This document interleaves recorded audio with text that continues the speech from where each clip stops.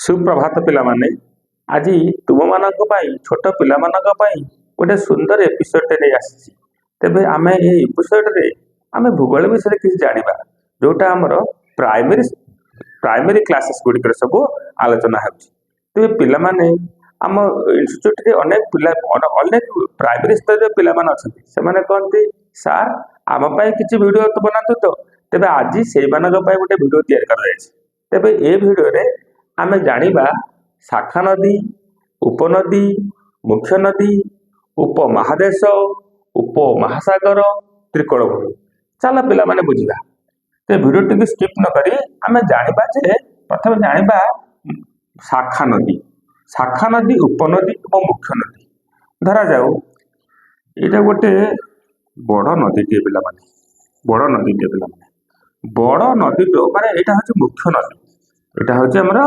मुख्य नदी तेरे मुख्य नदी रू जो नदी गुड़िक बाहरी थाए तेबे से गुड़ी को कौन कहबा से गुड़ी कहबा आमे शाखा नदी कहया कौन शाखा नदी किंतु जो नदी गुड़िक बाहर नदी गुड़िक जो नदी गुड़िक आसिक मुख्य नदी रे जाइकी मिसी थाए तेबे से गुड़ी को कहबा कौन ना उपनदी कहबा उपनदी तेबे वर्तमान जानी पारे आमे पिला माने मुख्य नदी रू जो नदी गुड़िक बाहरी थाए से गुड़ी कहबा आमे शाखा नदी किंतु जो गुड़िक मुख्य नदी रे मिसी थाए कहबा आमे उपनदी तापर पहले बुझिबा उपमहादेश तेबे पिला माने हम जानिचे हमर केतोटी महादेश अछि महादेश विषय आमे जानिचे सब तेबे उपमहादेश कौन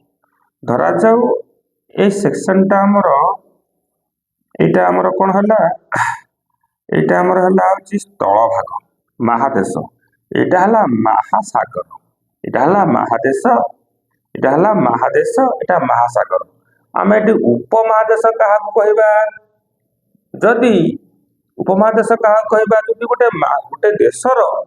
गोटे देशर जदी चारि पाटरू चारिटा दिगरू तीनिटा दिग तीन पाट साइड कौन है ना तीन पाट साइड जदि समुद्र द्वारा आबद्ध होती तेणु सेठी कौन कहबा ताको आमे उपमहादेश कहबा यह अर्थात जदि महादेशर किछि अंश समुद्र भितर को पशि आसी धरा जाऊ गोटे महादेशर किछि अंश समुद्र मध्य को प्रवेश पशि आसी तेबे एटा कौन कहबा ये अंचलटा को धरा जाऊ एटा महादेश एटा होची महादेश एटा होची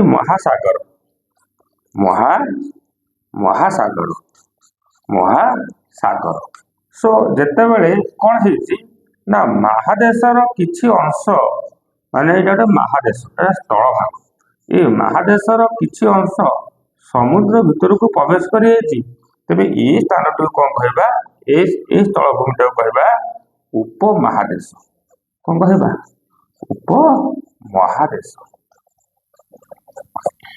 से भली उपमहासागर कहा कहबा उपमहासागर कहा कहबा धरा जाऊ एपटे हमर ऊपर हमर कहला ना महादेश रहला यदि महादेश रहला तेबे आमे उपमहासागर कहा कहबा जदि समुद्र कौन हेथबो गोटे देश मध्य को प्रवेश कर जाइथो यदि समुद्र गोटे महादेश रहला तेबे जदि समुद्र जदि गोटे महादेश मध्य को पशि जाइथो धरा जाऊ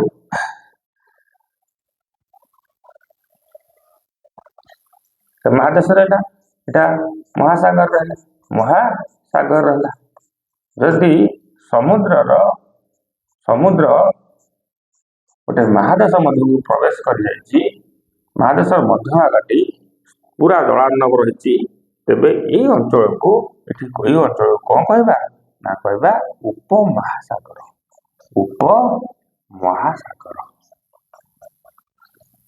सागर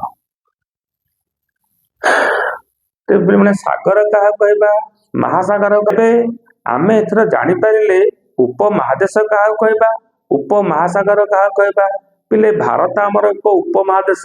କାହିଁକି ଭାରତ ଏକ ଉପମହାଦେଶ?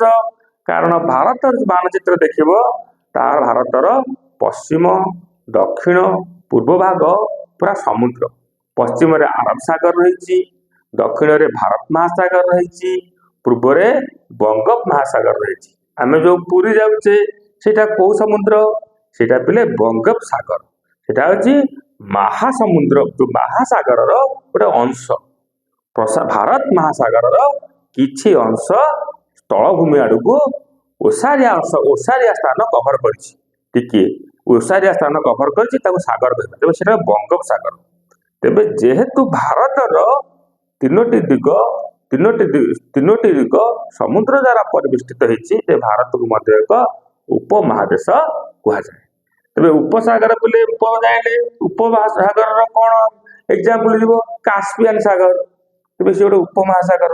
ଉପମହାସାଗର ଅର୍ଥ ସମୁଦ୍ରର କିଛି ଅଂଶ, ସମୁଦ୍ର ଯେତେବେଳେ ସ୍ଥଳଭାଗ ଭିତରକୁ ପଶି ଯାଇଥିବ, ତେବେ ଆମେ ଆଉ କଣ କହିବା?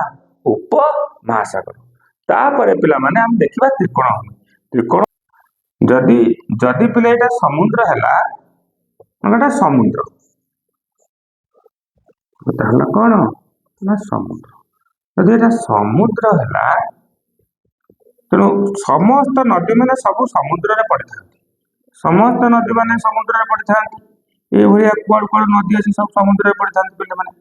ତେବେ ସମୁଦ୍ର ପଡିବା ଭିତରେ ସବୁ ନଦୀ ମାନେ ସବୁ ସମୁଦ୍ରରେ ପଡନ୍ତି। ତେବେ ଏଇ ସ୍ଥାନ ମାନଙ୍କରେ କଣ ହୁଏ? ସବୁ ନଦୀ ପଡିଛି ସମୁଦ୍ରରେ। ତେବେ ଏଠି ଯୋଉ ଗୋଟେ ଭୂମି ସୃଷ୍ଟି ହଉଛି, ଏଟା କଣ? ତ୍ରିକୋଣ ଭୂମି କହିବା। ଏଟା କଣ କହିବା? ନା ତ୍ରିକୋଣ ଭୂମି ଆମେ କହିବା। ତେବେ ଏଇ ଜାଗାଟା ଏଟା ନଦୀ ଓ ସମୁଦ୍ରର ମିଳନ ସ୍ଥଳ। ସେଠି ଯୋଉ ତ୍ରିକୋଣୀୟ ଭୂମିଟି ସୃଷ୍ଟି ହୁଏ, ସେଟାକୁ ଆମେ ତ୍ରିକୋଣ ଭୂମି କହିବା। ଭାରତର ତ୍ରିକୋଣ ଭୂମି ରହିଛି କୋଉଠି? ନା ସୁନ୍ଦରବନରେ। ଭାରତର ତ୍ରିକୋଣ ଭୂମି କୋଉଠି ରହିଛି? ନା ପଶ୍ଚିମବଙ୍ଗର ସୁନ୍ଦରବନ ଠାରେ ରହିଛି। ଏଠି ହେନ୍ତାଳ ବନଗଣ ଗୁଡିକ ଅଛି। ଆମ ତ୍ରିକୋଣ ଭୂମି କୋଉଠି ଅଛି? ନା ପଶ୍ଚିମବଙ୍ଗର ସୁନ୍ଦରବନ ଠାରେ ଅଛି। ଯୋଉଠାରେ ସବୁ ସତସତିଆ ଜାଗା, ଅନେକ ଗୁଡିଏ ବାଘ ଦେଖିବାକୁ ମିଳନ୍ତି। ସେଗୁଡିକ ତ୍ରିକୋଣ ଭୂମି ଅଞ୍ଚଳ ଭାରି ଉର୍ବର ହୋଇଥାଏ। ଯଦି କହିବା ଗୋଟେ ଦେଶ ସମ୍ପୂର୍ଣ୍ଣ ଗୋଟେ ତ୍ରିକୋଣ ଭୂମିର ଅଛି, ବାଂଲାଦେଶ ପିଲେ ପୁରାପୁରି ଗୋଟେ ତ୍ରିକୋଣ ଭୂମି ମଧ୍ୟରେ ଅଛି। ପଶ୍ଚିମବଙ୍ଗର ଆମେ ଟିକେ ପୂର୍ବକୁ ଗଲେ ବାଂଲାଦେଶ ପଡିବ, ଯୋଉଟା କି ତ୍ରିକୋଣ ଭୂମି। ତେବେ ଏଇ ସୁନ୍ଦରବନ ହଉଛି ଗୋଟେ ତ୍ରିକୋଣ ଭୂମିର ଉଦାହରଣ।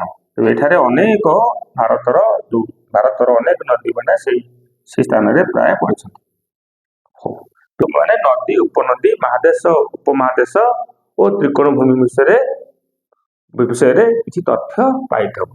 ତୁମମାନଙ୍କର ମନର ଯୋଉ ଦ୍ୱନ୍ଦ୍ୱ, ଏଗୁଡିକ ତୁମେ ମାନେ ପ୍ରାୟ ନଦୀ ବିଷୟରେ ଜାଣିପାରିଥାଉ।